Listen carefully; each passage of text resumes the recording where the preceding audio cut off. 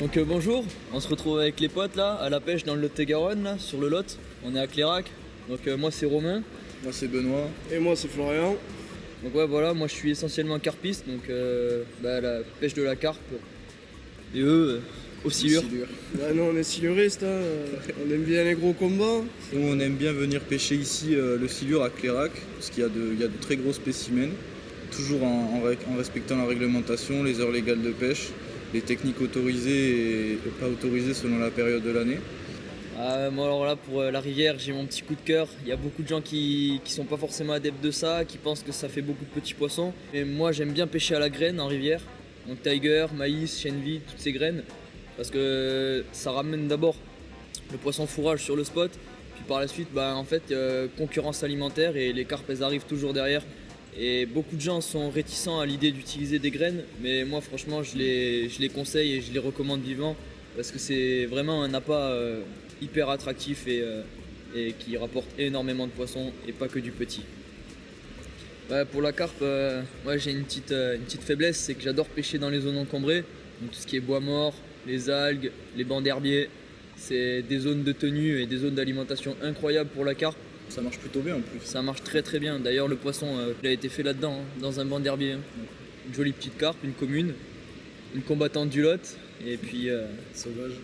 Autant dire qu'à la pêche sur le Lot on s'ennuie pas quoi. C'est clair. En amont du barrage, en dessous aussi, il y a des très très bonnes pêches à faire dans le coin. Il y a de quoi s'amuser quoi. C'est clair. Après c'est vrai que sur le Lot il y a beaucoup de poissons, il y a du black bass, brochet, cendre, il n'y a pas que du silure. Ouais. Il y a énormément de poissons fourrage, ce qui permet à la chaîne alimentaire que ça se déroule plutôt bien quoi. On utilise très peu de vif, ça permet de maintenir quand même les poissons fourrage. Moi je pêche pas exclusivement qu'à la tripe, mais les trois quarts des poissons qu'on tape c'est à la tripe. Selon le volume de tripe qu'on met, on peut sortir de très très jolis poissons. Nous on est adeptes de la pêche au cassant au niveau du silure, c'est-à-dire qu'on va se servir d'une pierre pour fixer nos montages à un endroit bien précis. Comme il y a beaucoup de courants, souvent on utilise une pierre, ça permet de maintenir le montage bien au fond, tandis qu'un plomb ça peut dériver. Ouais. Voilà. C'est un système de pierre en fait qu'on pose au fond de l'eau et dès que le silure va attraper du coup la tripe qui est comme appât, il va effectuer une tension sur la ligne qui va casser justement cette pierre. Et là, à ce moment-là, on sera relié qu'au silure directement. Donc en général, c'est des gros combats. Et la pêche au cassin, ça permet de rater moins de poissons parce qu'il y a un autoferrage en fait. Comme la canne est tendue, une fois que le cassin se rompt, en fait, la canne va se relever et ça va ferrer le poisson tout seul. En fait. Du coup, on n'en décroche quasiment jamais. Surtout en aval du barrage, on aime bien pêcher assez loin. Moi, j'ai commencé plutôt en amont. Mais là, plus ça va, plus on commence à se rapprocher des gluants.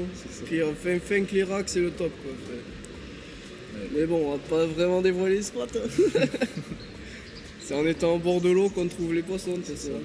On espère que ça va donner dans l'après-midi là.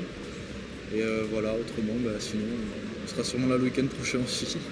Nickel. À la prochaine. Merci. Ouais, merci.